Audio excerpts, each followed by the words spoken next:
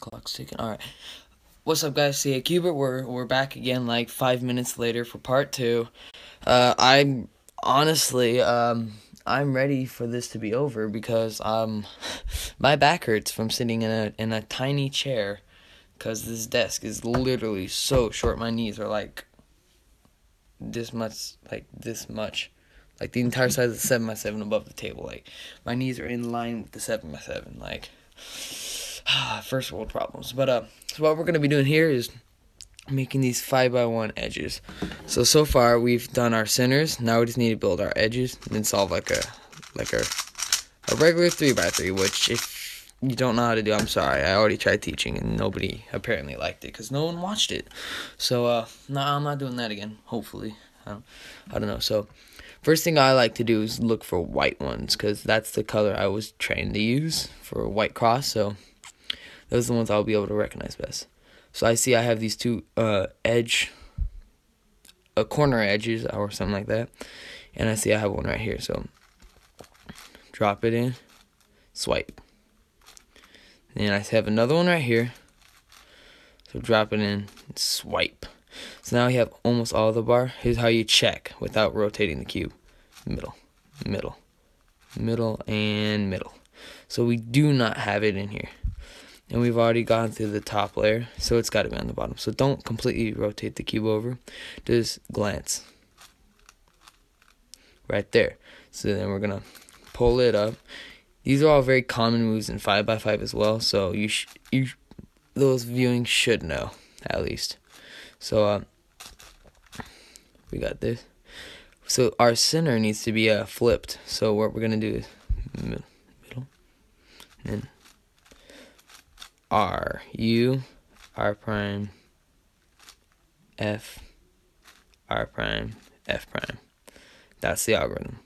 I'm not gonna write it down because I don't work off algorithms. I work off muscle memory. But so this right here, this edge will go right there. And let's see any other. This right here, we can just move it right here and do the flip algorithm on it, and the other one happens to be right there. And I can already see these right here are very close, and that needs to be flipped. So I'm gonna take this piece and we're gonna flip this, and we're gonna take the corner piece out, flip the edge again, and boom, we almost got the entire bar. So nothing in the top, nothing in the bottom, so it's somewhere in here, and it happens to be right there. So flip it, scroll till it gets in. So let's see, what would be a better option here? We're gonna go with this because I can see that this will line up with those after, of course, doing a flip. So is there any others in here? Yeah, there's one, so I can see. Yeah, so there it is. Now we want to look for that edge, the way I said. Yeah, so it's right there. Now we've got the first 4 edges done, on the top at least. Now, the next part we're going to do, what's the next color? Yeah, we're going to take this in and set it up so where we can just insert that. Any other up here? Yes, there's one right here, and that's the last piece.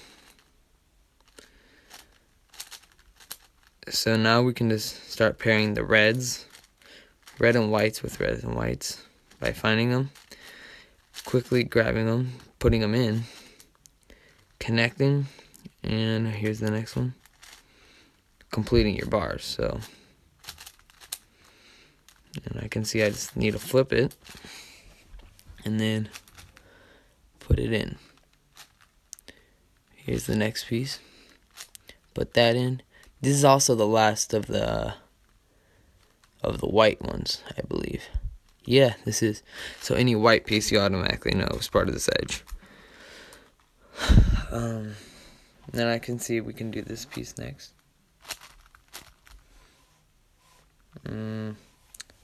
Stretch a little.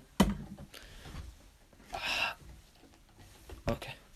So what I'm gonna do, I'm gonna raise my little ghetto tripod thing, because this thing is made out of a children's toy that nobody really uses. So yeah, now we can hold it up here on my little stool thingy. So we got these pieces in. Now we just need to find their connections.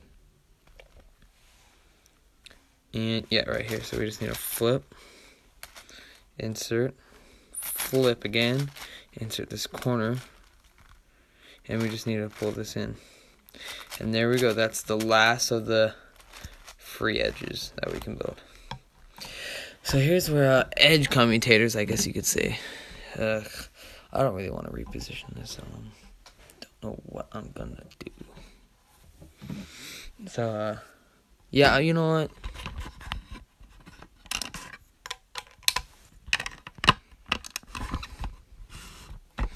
So here's where you're gonna use a lot of flips. So these pieces right here will be the first ones I do. So if you can see blue, you know you can just do this. Swipe to where it needs to go and make a shaft or something. Take it, insert it, and then boom, put it in. Now we want to conserve that out for later. So flip this, do the same move, create the shaft, flip again. Next piece right up here. So there's that. No. I can take this piece right here, swipe and make a shaft, and you can see we can flip these.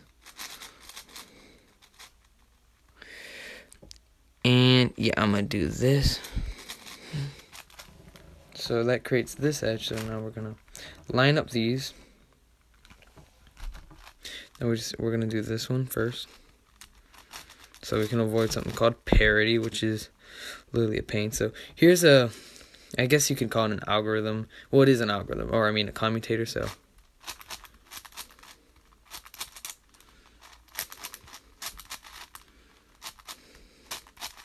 please don't mess up. Yeah. So those are all the edges. So now we're just gonna solve like a 3x3. So what you need to do is be quick. That's what the key is here.